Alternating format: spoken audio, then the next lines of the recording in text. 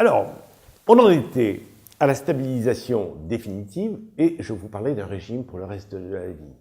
Proposer un régime comme ça pour toujours, ça sonne comme une condamnation. En fait, c'est tout sauf une condamnation. C'est quelque chose de très simple et qu'il faut prendre non pas comme une punition, mais comme une récompense. Parce qu'en fait, lorsque vous avez fait un régime et que vous avez maigri, vous avez toute nécessité, toute portée, toute envie de conserver cet avantage. En fait, ce n'est pas un régime.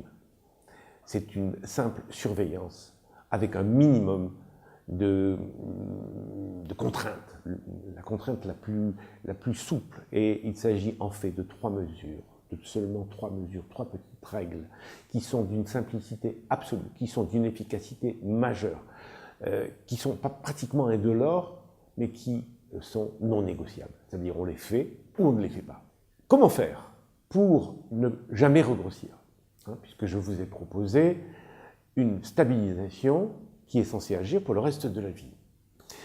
Alors, il va falloir quand même que pendant cette période que je vous souhaite le plus longue possible, vous ayez un moyen de défense. Parce que, comme je vous l'ai dit, vous êtes livré aux joies de l'environnement, au chant des sirènes de la consommation, mais votre corps, lui, est programmé pour vivre de manière automatique et réagir à votre moindre écart pour vous faire regrossir.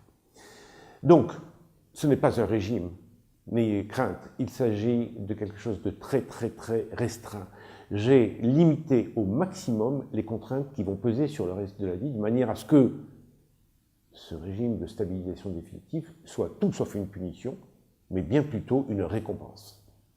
Avant toute chose, il faut conserver en mémoire la base que vous avez acquise durant la phase de consolidation, dans laquelle il y avait des protéines, des légumes, à volonté, pour le reste de la vie.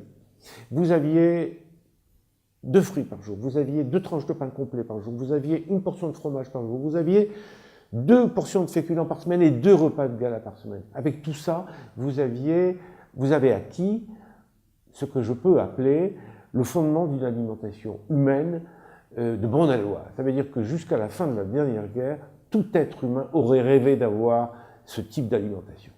Mais malheureusement, nous vivons dans un monde de consommation où les tentations sont grandes et tout ce qui n'est pas dans cette base n'est qu'alimentation de plaisir, alimentation de gratification, etc. Donc, il n'est pas question de vous les enlever, mais simplement de les contrôler.